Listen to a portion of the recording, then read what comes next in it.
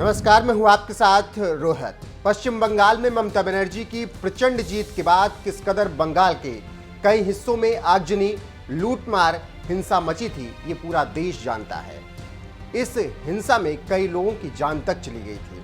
लेकिन 10 मार्च को आए चुनावी नतीजों के बाद 4 राज्यों पर भगवा लहराने के बावजूद क्या कहीं एक भी गोली चलने की घटना सामने आई? शायद नहीं। बस इसी बात ने पत्रकार अमीश देवगन को ये पूछने पर मजबूर कर दिया कि बीजेपी को सांप्रदायिक और हिंदू मुस्लिम कराने का आरोप लगाने वाले जरा ये बताएं, नतीजों के बाद कहां-कहां गोलियां बरसी?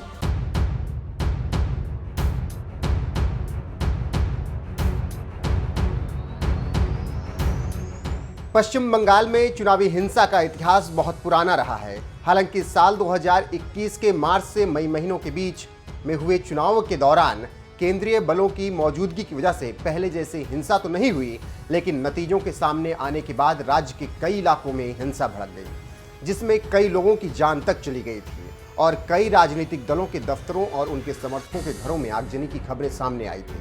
यहां तक कि खुद प्रधानमंत्री नरेंद्र मोदी ने इस हिंसा पर बंगाल के राज्यपाल जगदीप धनखड़ को फोन करके कानून और व्यवस्था की स्थिति पर चिंता और दुख जताया था। ये हालात थे सिर्फ एक राज्य बंगाल में टीएमसी की जीत के बाद। तो वहीं 10 मार्च को आए चुनावी नतीजों के बाद बीजेपी ने 1-2 राज्यों में नहीं, बल्कि गोवा, उत्तराखंड, मणिपुर और यूपी समेत कुल 4 राज्यों में प्रचंड जीत हासिल की। लेकिन इसके बावजूद कहीं भी किसी भी राज्य में हिंसा की खबरें सामने नहीं आई। यही वजह है कि वरिष्ठ पत्रकार अमीश देवगन ने एक ट्वीट में लिखा, 2 मई को बंगाल में टीएमसी की वापसी हुई तो सड़कों पर मार काट, रेप हुए, घरों को लूटा गया, विपक्षी पार्टियों पर बम, गोलियां बरसाई गई। बीजेपी को सांप्रदायिक और हिंदू मुस्लिम कराने का आरोप लगाने वाले जरा ये बताएं, नतीजों के बाद कहां-कहां गोलियां बरसी? पत्रकार अमीश देवगन के इस ट्वीट के बाद शंकर यादव नाम के एक और ट्विटर यूजर ने लिखा, यही फर्क है टीएमसी और बीजेपी में।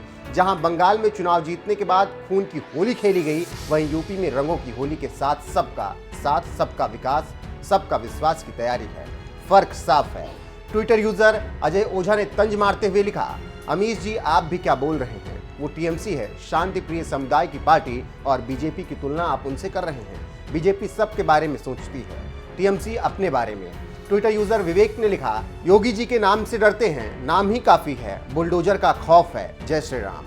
यूपी चुनाव में बीजेपी की जीत के बाद भी जिस तरह से कहीं भी हिंसा नहीं हुई, उससे लेकर सोशल मीडिया पर कुछ इसी तरीके से रिएक्शन आ रहे हैं। 2 मई को आए चुनावी नतीजों के बाद हुई हिंसा को लेकर बीजेपी सांसद सौमित्र खान ने एक बयान में बताया था कि 2 मई को चुनाव परिणाम घोषित होने के बाद बंगाल राज्य में बीजेपी के 40 कार्यकर्ताओं की हत्या हुई, 60,000 लोगों के घरों को जला दिया गया था।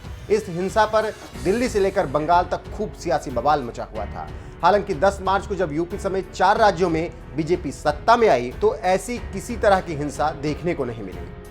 वैसे आपको बता दें कि बंगाल में खेला होबे करने वाली TMC supremo Mamata Banerjee UP भी आई थी अखिलेश यादव की पार्टी सपा को जिताने के लिए, लेकिन यूपी की जनता ने सपा के साथ ही खेला कर दिया और एक बार फिर से यूपी की सत्ता में योगी आदित्यनाथ लौट कर आ गए।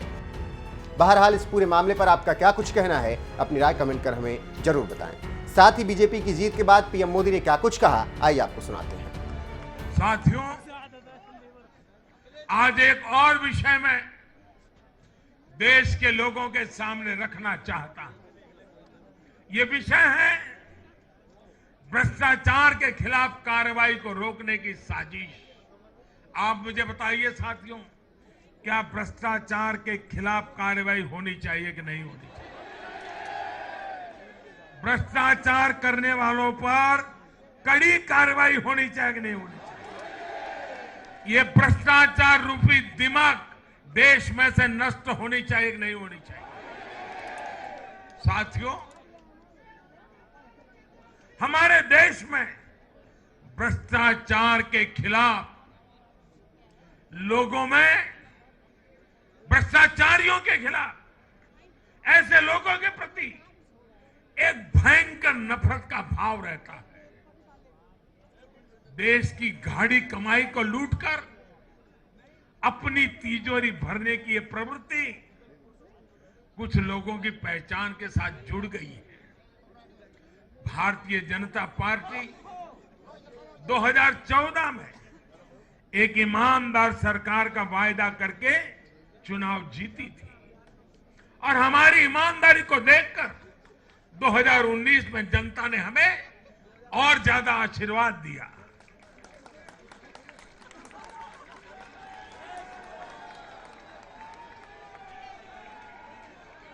और देश हमसे अपेक्षा करता है कि मोदी जी आपकी सरकार सिर्फ प्रामाणिक रहे इतना इनफ नहीं है। आप ही हैं, आप ही की सरकार है जो भ्रष्टाचारियों को सजा कर सकती है, उन पर कठोर से कठोर कार्रवाई कर सकती है। मुझे बताइए, जनता की इस अपेक्षा को मुझे पूरा करना चाहिए कि नहीं करना चाहिए? जनता की आशा आकांक्षा के लिए सरकार ने जिम्मेवार व्यवहार करना चाहिए कि नहीं करना चाहिए? लेकिन आज हम देख रहे हैं जो निष्पक्ष संस्थाएं जो पूरी तरह इंडिपेंडेंट है, वे अगर भ्रष्टाचार के खिलाफ कार्रवाई करते हैं तो ये लोग और उनका पूरा इकोसिस्टम अब भ्रष्टाचारियों की रक्षा करने के लिए उन संस्थाओं को बदनाम करने के लिए मैदान में आ गए हैं।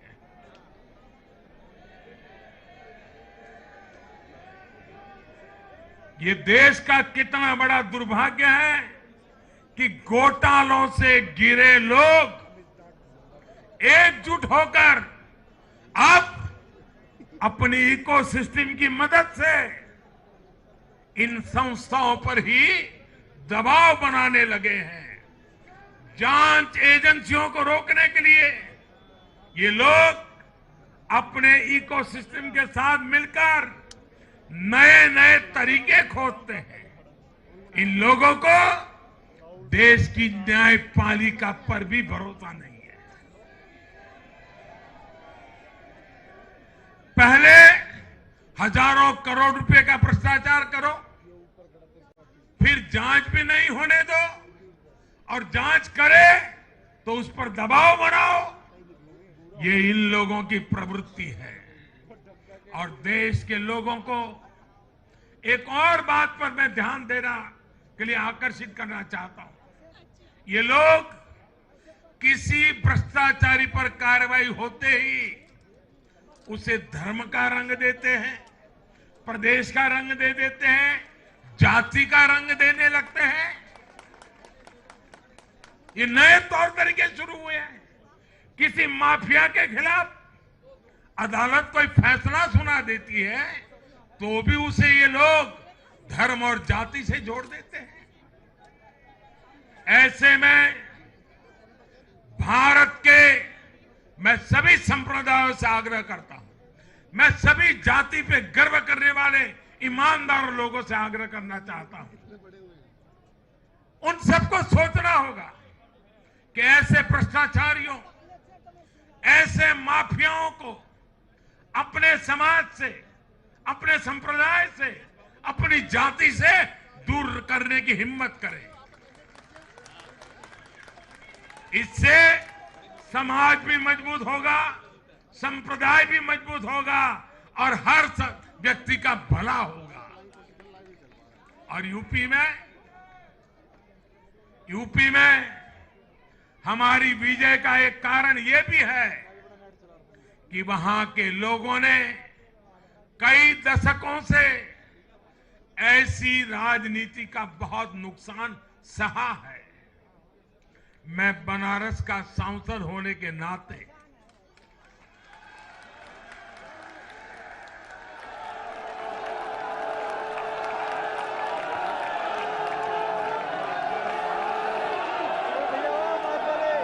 यूपी के लोगों के प्यार और आशीर्वाद ने मुझे भी यूपी वाला बना दिया।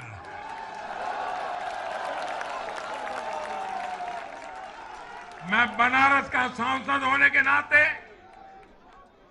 मेरे अनुभव से कह सकता हूं, यूपी के लोग ये बात समझ चुके हैं कि जाति को बदनाम करने वालों से, संप्रदाय को बदनाम करने वालों से अब दूर रहना है और राज्य के विकास को ही सर्वोच्च प्राथमिकता देनी है।